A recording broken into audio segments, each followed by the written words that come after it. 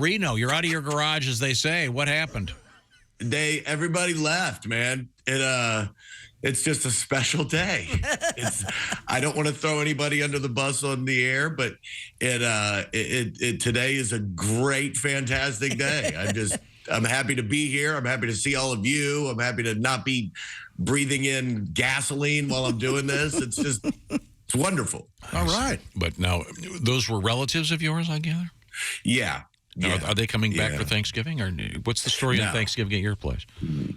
Well, I'm going to Kingsport, Tennessee. I'm going to get to see my mom, who's in Virginia in a retirement type deal, and we're all going to get together and hang out. And I actually wrote a country fried take about Thanksgiving. Oh, well, I'm sorry. Let's hear it. Go for it. You'd like to hear it? Absolutely. Right. As we all know, Thanksgiving is upon us, a time to get together with family and friends and remember our blessings. It's also a time to overeat, overdrink, and inevitably have a conversation go completely off the rails. Just to start, never feel alone if you look around the table and think, my family is totally jacked up. Everybody's is, I promise you. I didn't find out till later in life that we always had Thanksgiving at my Uncle Jim's because of his ankle monitor. But now my worry is my son. He loves saying stuff, setting the fire, then watching it burn.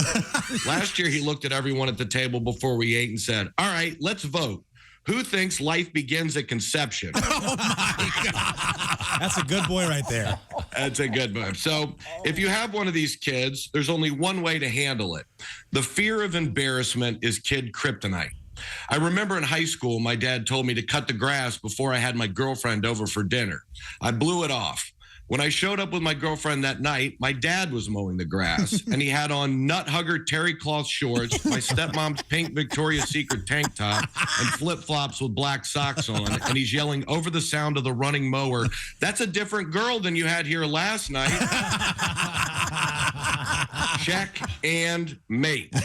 Yeah. I learned a valuable lesson that day. You have to teach your kids you'll go to a level they cannot compete in. Last year, my mom made a rule, absolutely no phones at the dinner table. Oh, good. Halfway through Thanksgiving dinner, my phone buzzed in my pocket. It was a text from my lazy-ass daughter that just said, pass the salt.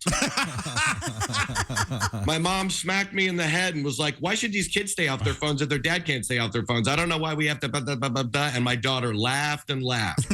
So I confiscated her phone and sent my mom a text from my daughter that said, hey, Grandma, would it be cool for me to date my cousin, even though he's only 12?